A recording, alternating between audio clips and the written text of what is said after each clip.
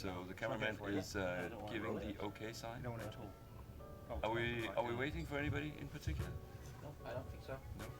And you're all right with doing an interview with no playing kids around? You didn't. There's one big kid. Yeah, that's true. That's true. Well, welcome to a short chat. I just found out a second before we began here that it's a two-person show, not a one-person show, but it's cool. And it's called, it aptly named Family Matters. There's a nice double meaning to that. So I guess family matters in the terms that it's important, and family matters meaning you know what it means. I'm not sure I can explain it. Yeah. Yeah. So, but let's begin there. Jacob, you've gone in your father's footsteps. Everybody else I know run the hell away from what their father's doing. You've seen Sean hunched over his drawing board for years and years and years and years. Yeah. What made you not run away screaming, but actually? Well, I didn't really mean to start drawing comics. I was doing freelance illustration stuff, so it was pretty close. But in terms of actual comic book work, I had no interest really, because I've seen how much work it is. Yeah. So I was just taking on illustration jobs, and one of them was, well, a few of them were different pitches for different writers because they wanted to get a comic made. Right. And I assumed none of them would ever get made. Get picked up. So yeah. It was. So I got paid a page rate, and I never thought about it again. And you know, almost all of them, that is what happened. And That Texas Blood got picked up by Image, so I had to start drawing comics. Okay. Yeah. And then, sort of around the same time as that, Chip Zdarsky emailed me because he'd seen a short comic that I'd done a few years earlier. I was like, oh, do you want to do something? So I ended up working on 2 comics without ever really planning on doing it. Yeah, and you're doing 2 monthly comics right now. Yeah, so they don't come out. We sort of stagger them so they don't. I'm not working on 2 monthly comics every month. I do a bit and then I have a break and I do the other one, and we try and sort of stagger it so it's not completely overwhelming. Right. But it might have been a mistake to do that. Because he draws letters and colours, the Yeah. whole thing, so that's even more work. And you also write, is that? No, so I colour. You colour colour good the- odd stuff as well. But yeah, I work with On 2 top of writers. doing 2 monthly comics. Yeah. Yeah. Yeah, it's quite a lot. Let me just catch my breath for a second. Yeah, that is insane. I used to do a monthly book, and I could not really do it a monthly. It was like, it took me a month and a half to finish 22 pages. So that's crazy. Yeah, it's quite stressful. Yeah, I can imagine. You don't really have time to sit here, actually. No. So if we can get some paper, Jake can work while we chat. That would be nice. No, not possible. I'll probably do some work on the train back tomorrow when we get to the airport. Yeah. I brought my iPad so I can do my layouts and stuff. Yeah, you're flying back from Copenhagen. Yeah. Yeah. You can't take the train all the way through France and then up. That's too long. That's tasting up. Yeah, yeah. It's supposed to be nice though. Yeah. Yeah. He's got to go home and do some. Yeah, draw I some got comics. yeah. Right. And what? I have as well. Yeah, and you're also his employer in some way because he's coloring your stuff. Yeah. How does that work?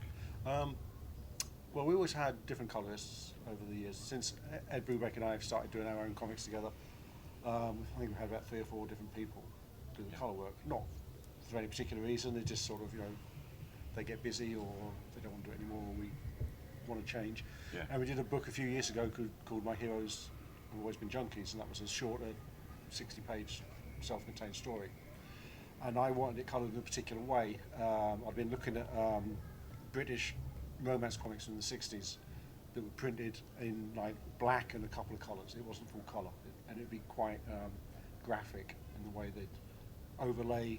There'd be black, orange, and turquoise. Maybe would be the 3 colours, and where they overlap, you then get another colour. So I was looking at stuff like that and thinking I'd quite like to colour this particular book like that. And it seemed a bit of a didn't seem right to ask our regular colourist to dumb herself down so much to do such basic work. So I was going to do it myself. Yeah. But we ran out of time because it was a hardcover book and they take longer to print, and we didn't know that at the beginning. So I just coloured the first 2 pages and gave Jake the rest of the book to do. Right. And he turned out to be really good at it. Yeah. So then after that we thought, well, we might as well carry on using Jake when we came back to do a criminal book. Right. But that was totally different to the one he'd just done. You know, it was more like how we usually do stuff. So he could do that too. Yeah.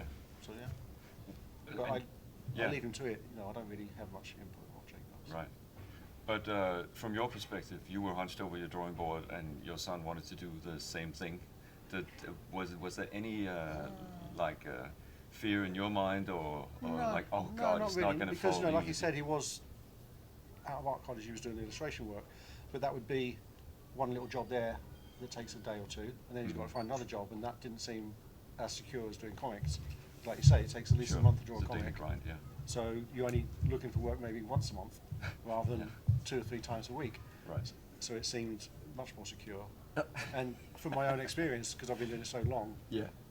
I've only had one small amount of time when I had no work. So Right. I assumed it would just be just as easy for Jake. Yeah. The reason I laughed before was because that's the first time I've ever heard anybody say that it's a steady thing. It It's is. more secure to do comics than anything Well, else. as a freelancer, yeah, because Yeah. the projects take so much Sure, longer. sure, yeah. It's every And normally you're locked in for, I guess, a certain amount of, a 6-issue run or whatever. That's 6 months' work. Yeah, that's pretty secure. And you sort of have to do it.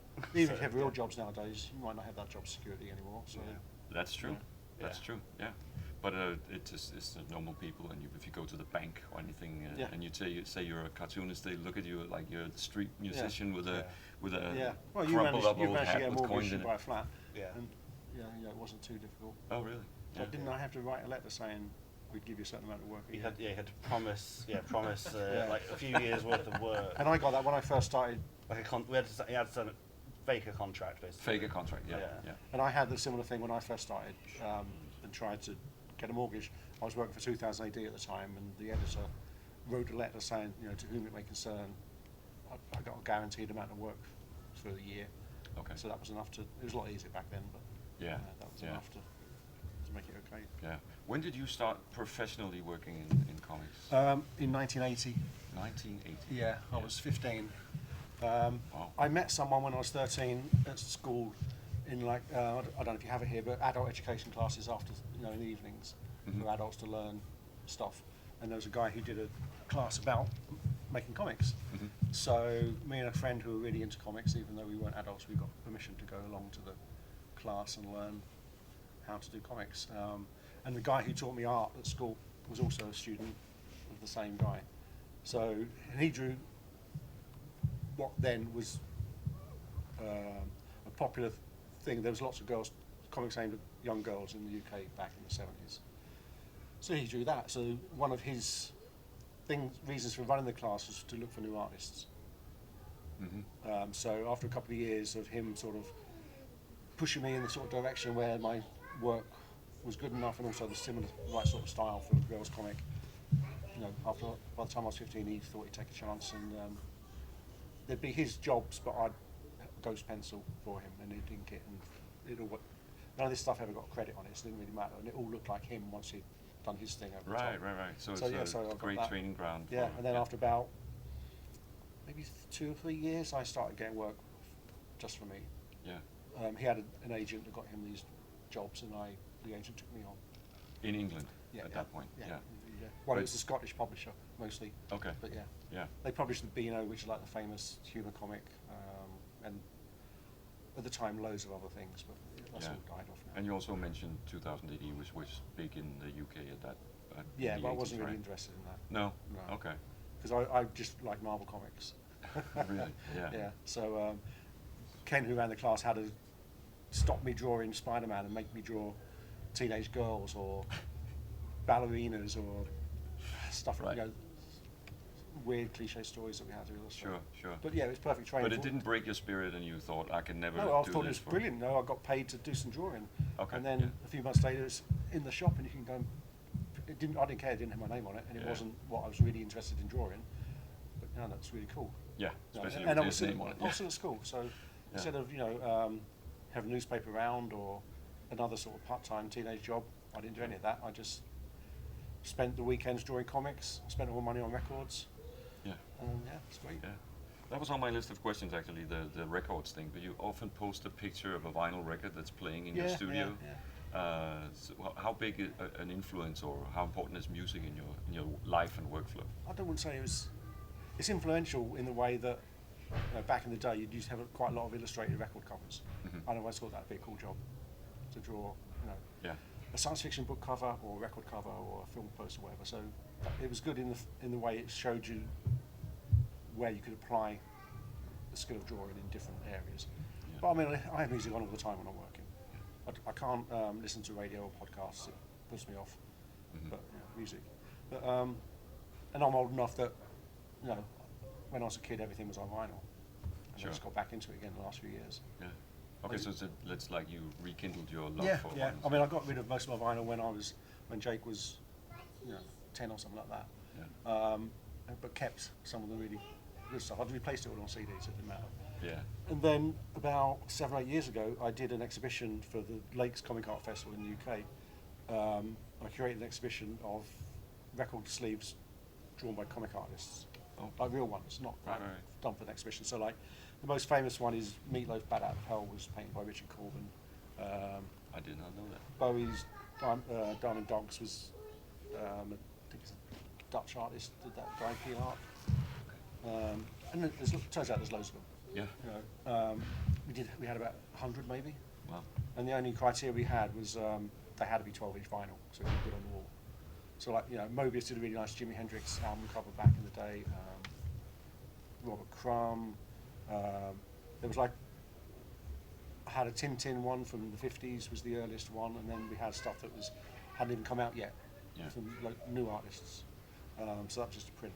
But yes, but I started buying records for the exhibition and thought I'd quite like to listen to some of these. Yeah. So I had to buy a new turntable, and then it sort of mushroomed. Yeah, okay, okay. And you're the same. You buy loads of records, yeah. Oh, you're also a vinyl guy. Yeah. It's Well, I can't help but buy records and books. Another thing I got from him. Yeah. Well, I went round Slight Jake's. stacks. I was round Jake's the other night before we came to the airport, and I was looking to see what new records he's got. And within like Yeah. the first track of what one I picked to play, I'd already gone online and bought my own copy. Right. Looking through his bookcases, I was like, I've got that, and the same with the records. But yeah, you're just as Right. bad, aren't you? Yeah. Wow. But I live in a much smaller house, so it's See, that's the Small problem. problem. Yeah. But it's great that people are still buying this stuff because that's obviously a thing when you produce stuff that people can buy, like books Yes, and yeah. records and all these things, and it's just disappearing from shelves everywhere, and everything is streaming. So that's kind of the. yeah. Yeah. But there is a return to that tactile feeling of. Yeah, people like objects, don't they? Yeah, they do. Yeah. They do. Yeah. Until it comes time to move house, and they're thinking, why the hell have I got so many books? Exactly. Yeah. Yeah. Exactly. So, what does a normal workday look like for you, Sean? What's? I'm pretty organised now. Mhm. At the moment, I've stopped doing monthly comics, which is how the American comics usually are, and Ed and I do 2 graphic novels a year, and I can, because it's on a monthly comic, I have to stop every month and do a new cover, get it ready for the printers, and there'd be an interruption every 4 weeks, but we don't have that now. I can just go through and do the whole thing. So when I'm doing that now, I know I can do a certain amount of pages a week, so I'll do 8 pages a week. So on Monday I'll do my thumbnails, I'd let the pages, I'd shoot any photo ref I need to shoot, I'd research photo ref, and then the next day I'd pencil 4 pages, the next day I'd ink those 4 pages, and then the next day I'd pencil 4 more pages, the next day I'd ink those 4 pages. So What? So how many thumbnails on the Monday? I'd thumbnail the 8 pages that I'm going to be drawing that week. 8 But, pages. but Okay, these so are like, do them like this right. big scribbles. Yeah, It's yeah. really only to show me what I need to take a photo of, because I Mhm. photograph myself for all the figure work, which I hate doing. Yeah. Really hate doing it. But by about 4 o'clock on a Monday afternoon, I'm thinking, well, I really need to shoot the photos now. I spent all day trying not to have to do it. Okay, But I yeah. know I need to do it. So that's one of the things you put off. Yeah, and definitely don't put that wanna- one off. Don't want to be The doing. most interesting bit is the thumbnailing, figuring out how to tell the story, Right. and how to compose the page. Yeah. Then after that, it's just labour. Right. But Yeah, I'm- that's true. Then it's just execution, but the Yeah. planning phase is Yeah. is Well, at the grueling. beginning- How can you do all that in one day? You have to read the script. Yeah. You have to understand what's going on in the pages. Yeah. And where you want to place it. What should be a big panel and what should Yeah. be a small one. And all Well, of yeah, I that. mean, most of the stuff I do that I've done with Ed for the last 15 years, it's all been 3-tier grids. So that takes one decision away from me. Sure. So I still got to decide what panels go on what tier sometimes, and I might add extra frames to make it flow better. But we just started a new book where I haven't got a grid anymore. I'm just doing like the big panels and the small panels and trying to figure it out like a puzzle. Yeah. And it's much more difficult because I haven't done it for so long.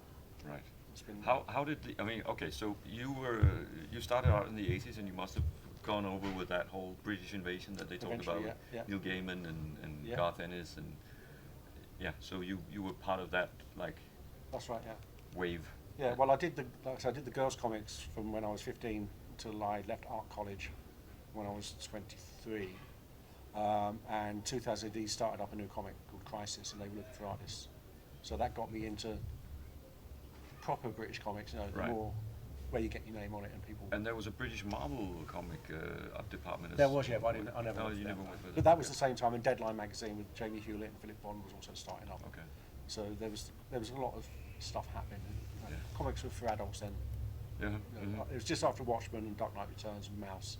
That was this is what we thought was coming next. Yeah. So I just sort of got into it, and then a couple of years later, DC came calling and asked if I wanted to do some work because they kept an eye on what's happening. Because like you say, the British invasion, Alan Moore, Brian Bolland, Neil Gaiman, and a few others had already started working for DC, and they were constantly looking for new British people to have on their books. So yeah. You never considered moving there at any point? You always like.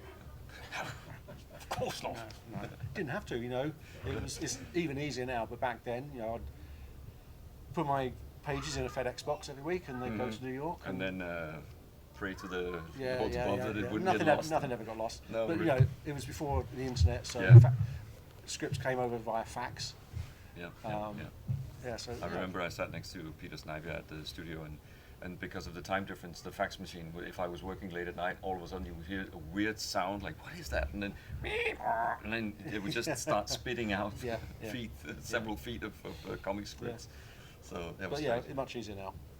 Yeah, much easier. But that was still good enough to mean that I didn't have to live there. And I didn't go to the US for, I don't know, 7 or 8 years maybe after I started working for them. Right. To go and visit New York. And that didn't make me want to live there either. No, okay. So what about the time difference? So let's jump back. So you met at Brubaker at some point, or were put together? How did that we were working put together on relationship start? a book in about 1999. He wrote a Scene of the comic Crime, called was Scene that of the the first Crime, one? yeah. So Michael Lark drew that. Yeah. He finished the first issue and decided he wasn't quite satisfied with what he'd done. He wanted a scratchier, messier look to it, something that looked more like me, which is what he said to his editor. So she just said, well, why not ask me if I'd like to ink him? Right. Rather than him trying to make himself more like my stuff. So I did. Yeah. And then a couple of years later, Ed and I did a Batman comic together. Yeah. And I met him in San Diego one year, and we hit it off, and that was it. And that's basically been. So you've basically been working with him for the past 25 years, almost. On and off, but we did Scene of the Crime, a little Batman thing, and we did a book called Sleeper for Wildstorm. Yeah. But that again was we were put together for that. Okay. And when I'd been on it a few months, we met in San Diego,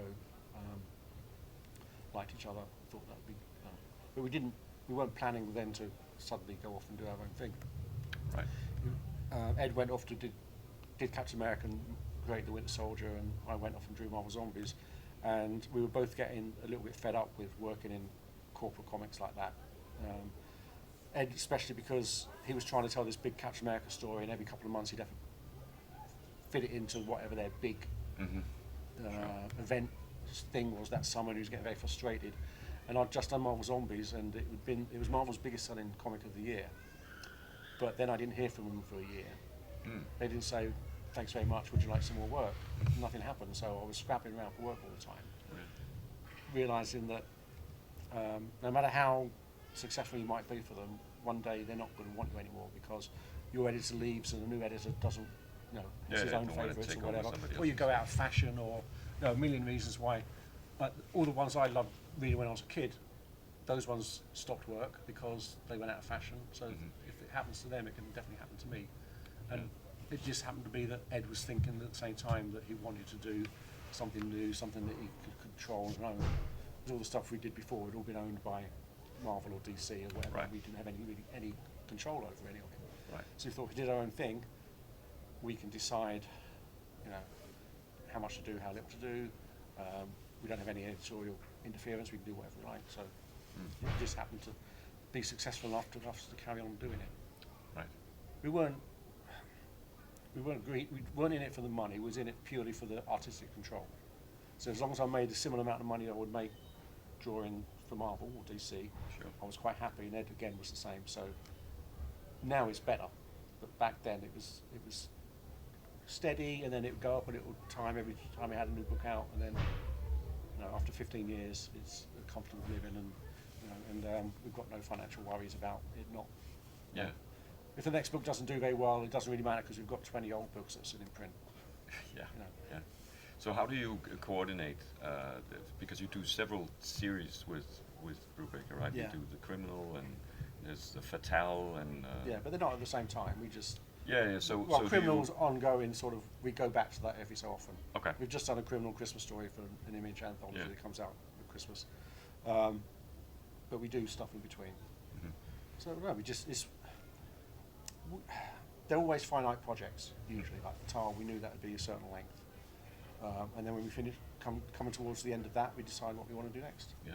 And usually this is just do something slightly different to what we did before, and enough to keep it interesting. Do you for talk us. it through before, or does he just send you a script and we're doing He'll this now? say, I've got a few ideas of what different projects we might do, and then when it comes closer to the time where we actually have to decide, he does whichever one he thinks is ready.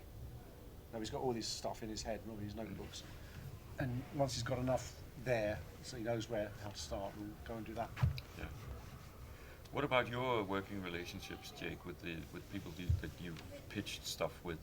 How did they come about? Is that somebody you met in real life, or somebody who reached out? Or So with how does that? Chip on Newburn, we met in Toronto at TCAF. Mhm. Yeah. I think that was the first time we met, and I didn't have any comics out at the time. I had just prints of my illustration stuff. So I met him then, and then he bought. I did a short free comic with a writer, Rachel Schmidt, and it was like it was a sort of thing for like mental health in teenagers. So we did this thing where we were hired to do it, but we went and like put on these workshops with teenagers, and they did like a drama performance, and then afterwards they sit in groups and talk about Okay. Yeah. mental so- health things, and then Rachel took that and turned it into a story, and so we did this little thing. And it was just to give out at Libraries. libraries, yeah. But I had a few online that I would send to people. So Chip got one of those. I sent it over to him, and then I think he got in touch with Ed. Yeah, Chip and Ed are big old friends. Yeah. Okay. Yeah. And said, what's So Jake more doing? nepotism, right? Yeah. So he said, I want to do something with Jake, and Ed was like, okay, ask him. So he emailed me. At the time, I just started working on my other book, That Texas Blood, with another writer, Chris Condon, who had never done anything before. He found me through doing the back of illustrations for Kill or Be Killed, in the single issues of my dad's book. In the monthly issues about Yeah. Ed and I's comics, we always do an essay about a film or book or something that's Yeah. related to the story. Right. So- Sometimes Ed writes them, sometimes his friends write them, but I always do the illustration for him. Mhm. And it's the last day before it goes to printers, I do like a little painting just for fun, really. It's to try out a new technique maybe or whatever. But one time I couldn't do it, so I asked Jake to do it. And he did a nice job, so then after that he did it for like a year maybe. Yeah, maybe like 10 or so. Yeah. So Chris was reading the book and saw it, and he was trying to get a film made. So he emailed me saying, "Oh, I've seen your work. Will you do some concept art for this film that I'm trying to get money for?" So he sent me it was only a short film.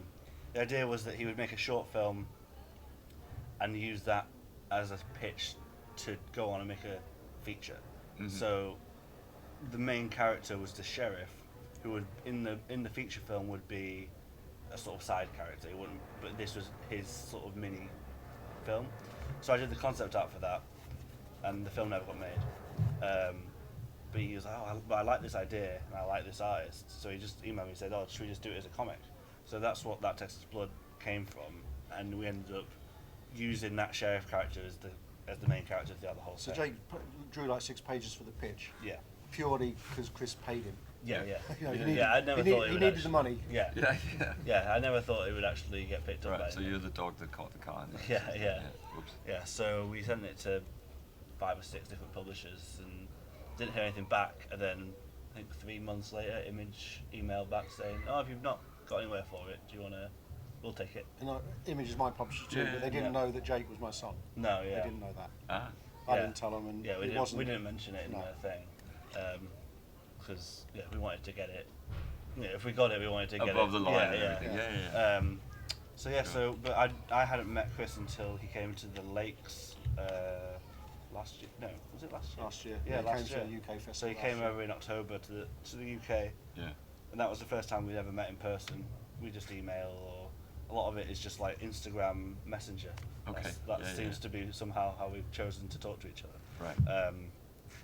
So yeah, and then I went over to Texas in May, and we hung out for about a week, and actually, spent some time together. But we talk every day, so Yeah. it's like Yeah. it didn't feel like we never met. But what about you? Did you ever consider moving to the States or? I don't think so. Like it No. doesn't seem. I don't need to. No, Like, that's true. That's true. You know, Ed lives in LA because he writes for TV and stuff as well Mhm. as doing comics and trying to get our stuff off the ground in some sort of TV or film thing. It just sounds like a nightmare of meetings and Traffic. Yeah. and traffic and And now it's Zoom meetings, all of them. I mean, a lot of them, I guess, after COVID. So. I had a Zoom meeting with him the other day for an interview. We've been interviewed by Forbidden Planet. Ed and I never talk. Twice maybe on the phone in 20 years. No, really? Wow. It's all email, and we meet Yeah. up every few years at a show and we hang out. Or we Mhm. go. We went to California for a while and just went to stay with him for a bit. But we don't need to actually physically speak. We know what we're doing. Mm. But we had a Zoom interview for Forbidden Planet, and that was like his third one of the day and this is like 9 a.m. for him, and he'd already been up for a few hours, Yeah. having like another one with Amazon about some other thing he was doing, and then something else with another person. It's like, yeah. But I suppose it's better than having to put your trousers Drive on and go around, outside. I think the only Sure. reason I'd ever benefit from Especially it is in for, California where Yeah. the forests are on fire and the Yeah, skies yeah, it on doesn't fire, sound everything is idyllic horribly. anymore, no. Yeah. Yeah, like unless I was living, on location, Mhm. so I could, if I was living in Texas, Right. and I could use that to actually inform the book, Sure. or Newburn set in New York, if I was living in New York, but Chris lives in New Jersey, Chip lives in Toronto, so it's Well, he like, doesn't even Right. do well, that. yeah, No, no. Chip, around. well, Chip lived in Toronto, but he's Yeah. now moved to the west coast of Canada. He lives in the forest. mm. Mhm. I think Yeah. he's, So I think like- he's digging a bunker, isn't he? So there's no, it wouldn't really benefit me Right. to go and, if I was close to Chris, so we could, hang out and talk about things, then I'm in New Jersey. Why would I want to go live in New Why Jersey? would you want to go to New Jersey? I wanted, we spent 10 days in Texas this year, and that was great. I took loads of photos, and Mhm. you actually get to, because I'd never been, having to draw it for 3 years, and you don't Yeah, even exactly, yeah. understand the scale of things or anything like that. Exactly. So that was great, and hopefully I'll go back again next year or the year after, or Yeah. and take some more photos. But I wouldn't want to live there. But two Brits drawing, hardcore American comics with Yeah. very, you're steeped in Americana all day long. Mm.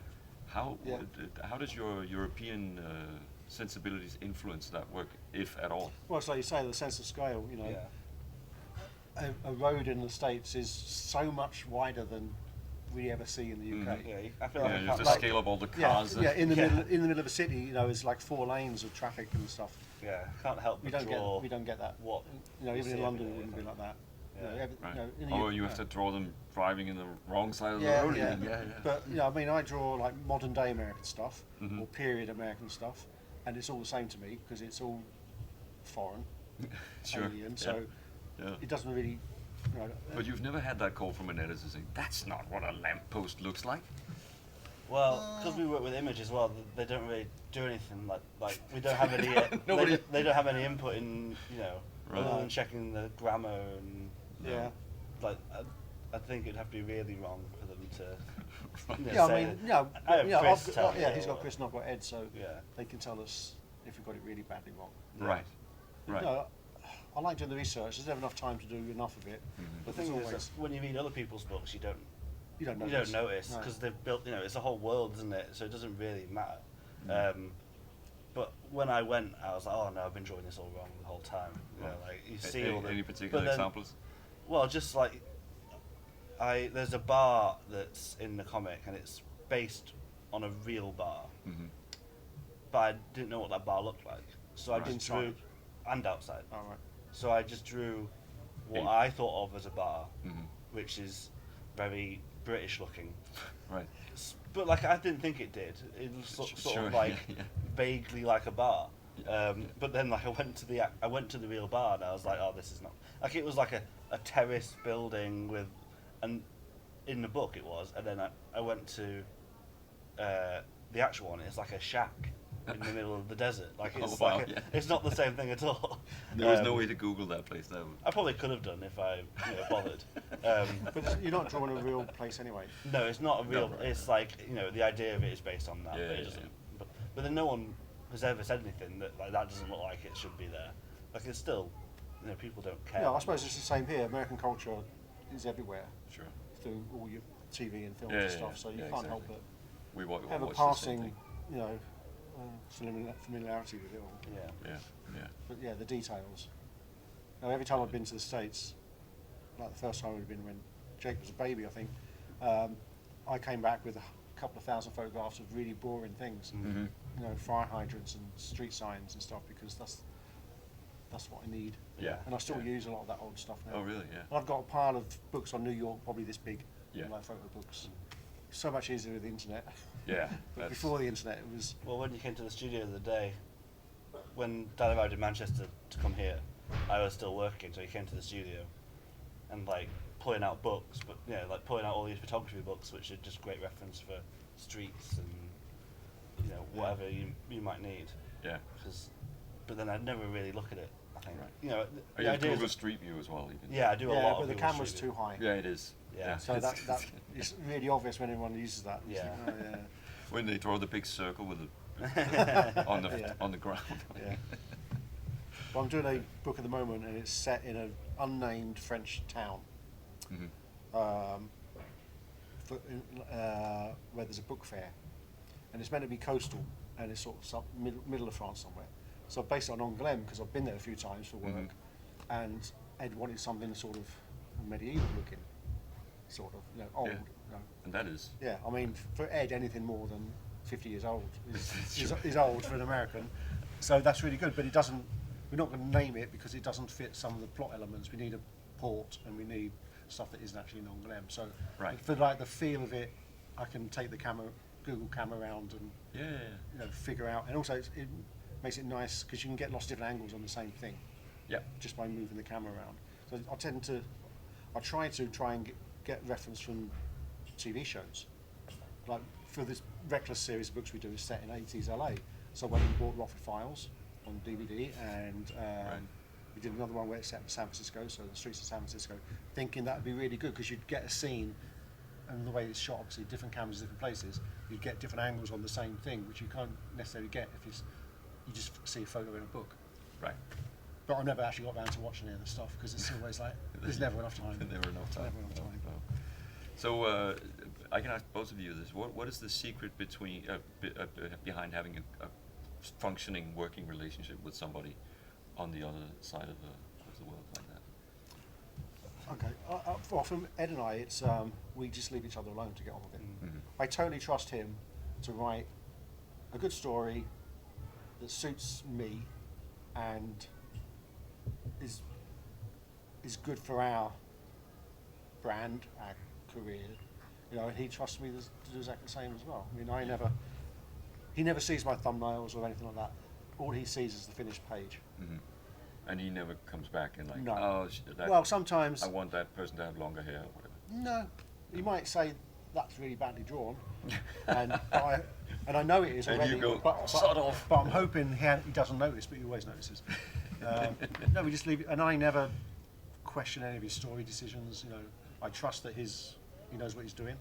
So you never read a line and you're like, ugh, I'll text him and say, hey, No, can we change that? He only writes Americans, doesn't he? So he knows what an American sounds like. If he tried to do an English accent in the dialogue, then yeah, I mean that'd be awful. That'd be, okay, yeah. And what was I going to say then? Yeah, come on. Sorry, Jake. Yeah. But yeah, it's the same thing. Like Chris writes way in advance to what I'm drawing, so he usually, by the time I'm sort of finishing the first issue of a run, he's written the fifth or sixth one. Because he only has that one. Well, he's done a few other things recently, but you know, but he goes back and then he'll like tweak it slightly and like something like that. But yeah, he writes it before I even get a chance to really start working on it. Right. So I couldn't even really change anything. If it was like he was a couple of pages ahead and I was like, oh, I like this character, let's put more of him in or whatever. But it's too late to change any of that. So Yeah. It's the opposite. He is only a couple of pages ahead of me. Yeah. I've never had a whole story in one go. Oh wow. Do you talk through so you know where it's going at least, or no? I don't want to know. Yeah. I mean, I've got a vague idea. I mean, this one we're doing now, I know the broad strokes of it, but I don't know. Okay. Any So he details sends of- pitches to you before you start working on something. Like this is the storyline, and then it ends here, and it's all a surprise. not even as much this as that. character's No, a no. ghost. He just says I've got an idea for this book, and you know, for the Reckless books, it's like a private eye type thing, and he goes, sometimes they'll do like this bit's important, so draw this yeah. bit. So if I know Okay, something's going to happen again later, Mhm. a particular location or a particular person, Make he'll more of an flag that, effort. and I'll know to make a bit more effort on that. There's the one on. We've just literally started a new book. I've done 7 pages, and on the second page, there's a character like smoking in a doorway, and he goes, "You'll never see this character again. Just make it look cool for this one frame." Mhm. Because otherwise, I was thinking, oh, he might be important. I should really make sure he looks distinctive in that. Right. But yeah, because Ed's, he's so. I don't know how. It used to be because he was so busy. He'd be doing he'd write 4 comics a month, and I'd be only 1 of 4. So Right. he'd have to feed all his artists a few pages just to keep them working. Whereas now, I don't know what he does because he only works with me. God knows what he does the rest of the time. I think it's because, but he says, you know, if it wasn't for me constantly asking for script, it'd take even longer. Right. Constantly rewriting and And second so guessing himself. and you don't want to know, and you don't want to sit and wait for him to actually finish the thing before you start. No, working. no. Ideally, I'd like him to do the whole thing. But Okay. Yeah. I mean, the one we just started, he had 2 months. I took 2 months off from the last book, and I thought in that 2 months he would have written most of it. But he goes, "Oh yeah, I'm going to get you pages tomorrow," and there was like 4. I think, what have you been doing? I know he does. He's working on TV stuff as well, apparently. Yeah, yeah. But, But if you do 8 pages a week, how Yeah. is that? well, There's every something Mon- in the math that I every can't Monday he quite promises figure out. me 8 pages, and sometimes Sometimes you I get them. Sometimes you I get four. more because we don't write because it's not a monthly comic of 22 pages. He'll write chapters, so a chapter might be 11 pages, but it might only be 4 pages. But then he'll give me another chapter as well. But so it sort of ebbs and flows a little bit. But I've always got something. Because I'm here this week and I haven't done any work for a while. He's quite a few pages. He's a couple of weeks ahead of me at the moment. Okay. Today, he sent me some pages today. But again, not many. So Right. Yeah, whereas I get to read it all and then Yeah. forget what happens in it anyway, so it doesn't. Right. yeah, I don't like Doesn't that. really I don't like that was going to happen ahead because Mhm. in 6 months' time I've got to draw that, and I'm thinking I've got no idea how I'm going to draw that. That sounds really difficult. Yeah, I read the issue that Yeah. I've just drawn. I read it a couple of months earlier, Right. and like the last few pages, are like then this lorry drives up this hill and smashes into a car. The car flips over, lands in the snow, and I was like, oh god. Yeah. I know in a month's time I'll have to draw that, Yeah. Yeah, and then I had I'd to draw rather- it, and it was awful. Yeah. Yeah. Yeah, I'd But really- yeah, like they spend the whole whole of that issue, like, oh, It's God. in the back of your mind, constantly Yeah. thinking, "Oh God, it's getting closer and closer to that really horrible bit." Yeah. Yeah. You don't know. But what you to don't do. work out of context. You always work chronologically from Well, I page had one, no two, choice. three. I had no choice. So Oh I said, yeah. That's, I know. I mean, right. I'll do. Yeah, no, I do it. I try to do it chronologically, just to keep things clear. If Mhm. if someone, if a character rips their clothes or gets a scar or something, then it needs to be Right. consistent, doesn't it? Yeah. Yeah, Um, so that's the thing when you're a comics artist. You have to be both the art department, the set design, the Yeah, lighting everything, yeah. department, the everything casting everything director. apart from the screenwriter. Yeah, everything. Everything else. Yeah, exactly. Yeah. Yeah. And the script girl as well. You have to check. Oh, he Yeah, he I ripped mean, his I have knee to and keep. that. I have to keep on top of the deadlines to remind Mhm. Ed that actually we've got to go to the printers in 3 weeks' time. Oh, so you're the producer as well. Yeah, Yeah. do everything. Wow. I mean, Image tell us when our deadlines are, Mhm. but Ed never really takes much notice, and I have Wow. to say, "Come on, it's getting close now." Yeah. Yeah. So, but that's how it is. I don't mind. It's just the way he is, and I don't mind. Because Yeah. it's our book. It's not his book, and I'm drawing it. Right. It's ours. So Yeah. Yeah. anything I can do to make it better and easier. Yeah. How do you take sort of responsibility for something when it's somebody else's story? How do you make it yours and get that feeling of this is mine as well? Well, firstly, because he's written it for me. Hmm. He hasn't written it for an artist, and then it happens to be me drawing it. It's only ever for me. Yeah. So he Um, knows what your strengths are and what Yeah, your and he doesn't give me sensibilities any direction as far as what the characters might look like or anything like that. Very occasionally, he might say something, but not usually. are. Right. So yeah, and it's Phillips and Brubaker Phillips, you prefer, Mhm. book. So Yeah. Yeah. And what about you? The same question. Do you?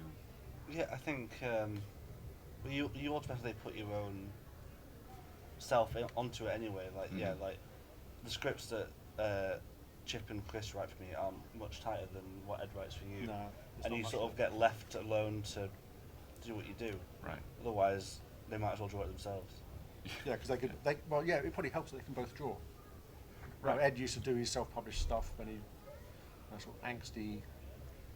Oh, he drew as well. Yeah, he back used in to the day, yeah. a book called Low Life, which is Mhm. a sort of semi-autobiographical stuff when he was a bad teenager, getting into trouble, and Chip. Yeah, Isn't it? sometimes Chip, if I'm not getting something right in, I send him the thumbnails. He's like, I don't know about that, because he's a lot more particular than Chris is. Mhm. But I think it's because he draws, so he's like, oh, I think that should be like this. And sometimes he's like, oh, I'll just do a sketch here. I'm like, no, don't do that. Yeah. Because I don't want. I'd much rather figure it out myself Yeah, and you have don't it wanna- my own. And that's the nice part of the job, the Mhm. thumbnailing and figuring it out how Yeah. to tell the story. Right. I think it's two different artists get the same script, they'll definitely do it differently, Mhm. no matter how tight the script might be. Yeah, I just read.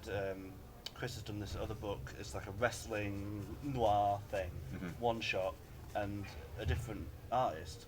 He sent me the script before he sent it to the publishers, saying, what do you think of this? And reading it, I automatically think of how I would do it. So you've got it sort of in your head already as you're going through it, like, oh yeah, I'd do that. And then I've seen the final artwork, and the artist is nothing like me, Mhm. and it's like, how did he get there from what, The script- like yeah. like it'd be like a completely Yeah. different. We've just done a new book of we did a Western book a couple of years ago called Pulp, Mhm. and we've done a process edition of it. You got me to sign one yesterday, Henrik, and Yeah.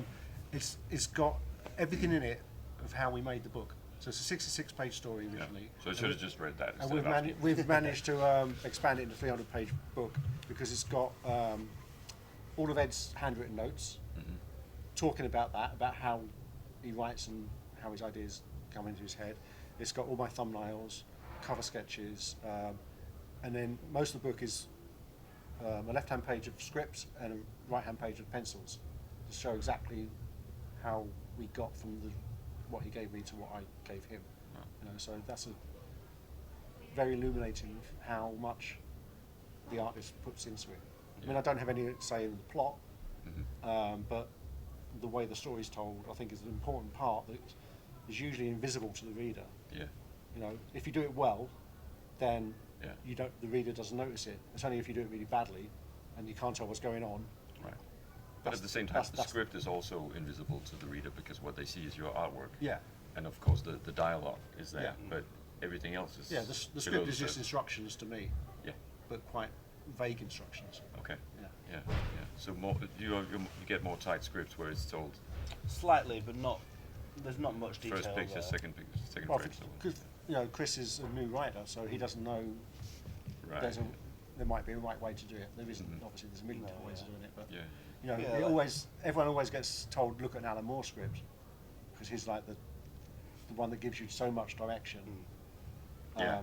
Or someone like in British comics, John Wagner, who writes Judge Dredd, is very sparse, and Garth Ennis is very similar. One sentence describing what happens, and then you get the dialogue. Right. Yeah. He doesn't tell you what angle to use, how if it's Right. a close up or whatever, or we don't get any of that stuff. Yeah. Unless it's really important for the story. I tend to ignore that stuff. That if Chris puts any sort of close up, because he watches a lot of film as well, so I think a lot of that comes into it. Mhm. And he used to make films before he Yeah. made So it comics. looks more like So a movie yeah, script. so like sometimes it's like, he uses the same shot on there's like a 6-panel page. He's like, yeah, we hold the same shot for this 6 panels. Mhm. I'm like, Makes for a boring That's comic. the yeah, boring, yeah, yeah. And it's like, oh, I'm not going to Yeah. do that. I did a page the other day, and it was like 4 panels of this woman like dragging herself along the floor. Mm. And I was like, well, why did I show this? I'll just do one big panel. Mm. And then there's another, there's a second panel from a different angle on the other. Yeah. on And that the- works. Yeah, it's like it tells a story, and it's like a bit more dramatic, and otherwise it's just like a little picture of her just doing the same thing. Yeah, because there's quite a lot of comic writers that come from writing screenplays Mhm. or want to get into film or TV. So Sure. they, it's like They a use glorified comics as a storyboard. petri dish to No, a work out storyboard isn't the ideas. same thing as a comic, obviously. So Yeah. it's that's what's good about writers we have. They let us visually do whatever we like Yeah. to make it interesting and exciting for us to draw and for the reader to read. Yeah, Right. Chip does it a lot where he's like, if it is an action sequence or something like that, he's like, just if you don't want to do this, just ignore the script. Like, Yeah. Okay. Yeah. this is the start point, this is the end point. Mhm. Here's some suggestions of what could happen, but if you want to add panels, take panels out, completely change the action, just do what you want to do, as long as it gets to that point. So it's You it's both sort of mentioned into- a minute ago that the stuff that you dreaded drawing that was ahead of you. What part of the comics making process is the most frustrating or hair pulling for you guys?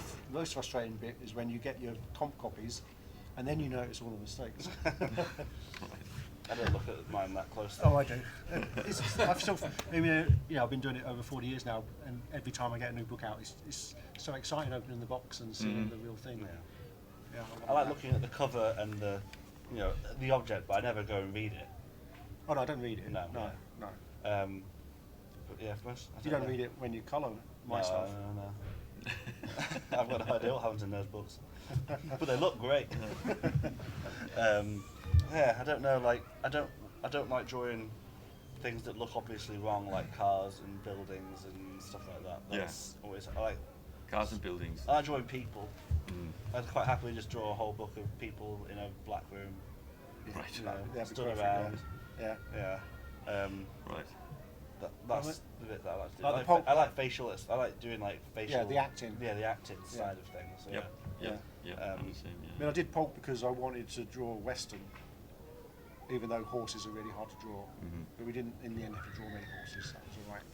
We didn't really write much Western. I wanted to do one because I wanted to draw some landscapes. I spent so long like drawing New York and stuff. Yeah. I wanted to do some, that sort of mythic Mhm. Old West landscape, but we didn't really get much space because there was too much story, so I didn't get the chance, unfortunately. But, So sometimes what- it's good to do stuff is going to be hard, just to. To push yourself. Yeah. Yeah. That's a nice segue to my last question, which is, do you have any advice for aspiring comics artists? What to do, what not to do? Have a dad that does it. Yeah, Have a dad that does it, so you can ask for advice there. Nepotism's the best way. Yeah. No, I would say start small. Mhm. You might have an idea for some 200-page epic, but you'll never do it. Right. Because it physically takes so much time. Try a one-page story. Do 10 one-page stories, and then try a 2-page story, and then work your way up. And then eventually, once you've learned how to do it, those longer things will become easier. Right. You know, if you did 200 one-page stories, you've got more chance of getting that done than you have doing one 200-page story. Right. Sure. Because you just get bored. I mean, I don't know about you, but I still get bored halfway through a project thinking, I wish this would end. I'm constantly thinking of the next one. Yeah, oh, that's even worse, because if I know what the next one's going to be, and it's a couple of Yeah. months away, I'm thinking, Yeah. "God, I want to be doing that one now. Right. Yeah. Right. Until I get there, and I'm like, Yeah. I want to be doing the next one instead. Yeah, like if I didn't have actual deadlines and financial obligation to get it all done, then I'd be like, let's just end this one here and do the next one instead. I want Right. to draw something else. Yeah, like when I was a kid so making having a deadline and sticking to a schedule Yeah. is also pretty good Yeah, I advice. think so. Like otherwise, it could go on forever, wouldn't it? Yeah, when I was a kid making comics, I'd draw the cover in the first page and a Yeah. half maybe, and then that'd be it. You get bored and do Yeah. something else. Also, just find someone else that if you're not good at writing or colouring or whatever, find someone else that you like. Yeah, their I mean, work. yeah. Someone It's you very you don't, helpful. you don't have to do it all yourself. If you want to be an artist, there's a million aspiring writers out there that are looking for artists. Yeah. And the same, if you're a There's, writer, there's no point in struggling to write something No, yourself I think if that's not what you I think do. it's good to try all the different parts of making a comic. Mhm. Writing, drawing, lettering, colouring, whatever, to have an understanding of Yeah. what that job is. What it is you're asking other people Yeah, to do. but you don't have to be, but only enough to understand it. You don't have to be any good at it. You find someone who's good at that part of the job. Right. Yeah.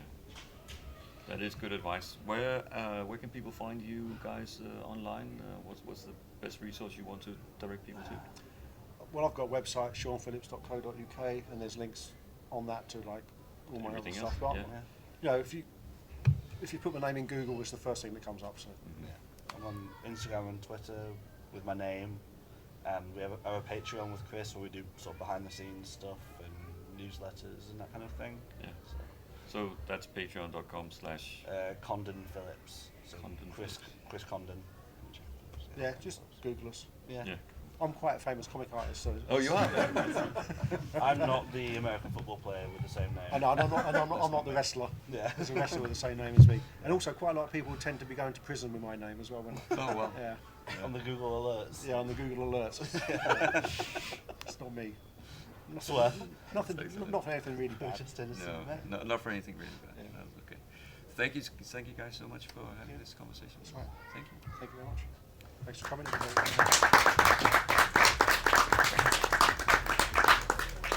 I think that was the correct time. A wrap.